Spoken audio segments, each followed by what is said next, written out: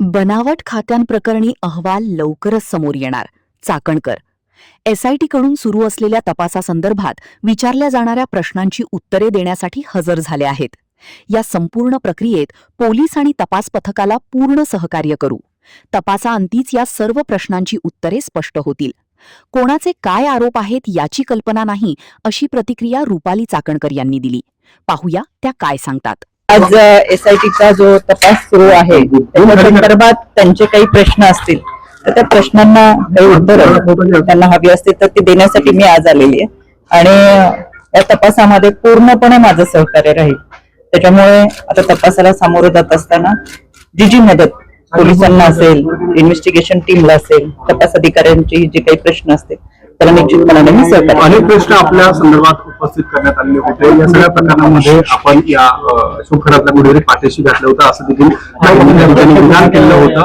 या अनुषंगाने नेमका तपास आज होणार आहेत का? आता लोक काय खुलासा करणार? मला असं वाटतं की अनेक शंका तुमच्या सगळ्यांच्या मनामध्ये आहे. ज्यावेळेस हा तपास पूर्ण होईल या तपासामधूनच त्या तुमच्या सगळ्या प्रश्नांची उत्तरे मिळणार. यांनी असं म्हटलेलं होतं की त्यांनी डीजीला देखील भेटला तर तुमची चौकशी गुन्ह्यात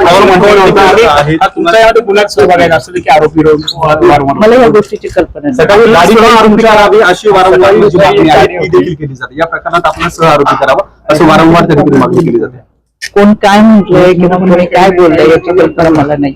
आज जो तपास आहे त्या तपासाला पूर्णपणे सहकार्य करेल ती माझी गाडी तुमच्या घरी आली होती M-H15 नंबरची. त्या गाडीत कोण होतं त्याच्याबद्दल काय माहिती?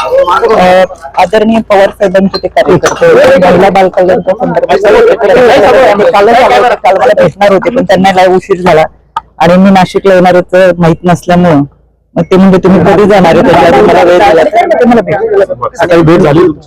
फार गडबडीत झाली. त्यांना म्हणलं बसून आता चहा घेऊ तर संतपतपेढी असेल किंवा जगदंबा चाकणकरांचा काय संबंध? याच्यामध्ये जी खाती होती ती सगळी बनावट खाती आहेत आणि ते सगळा अहवाल तुमच्या समोर येईल.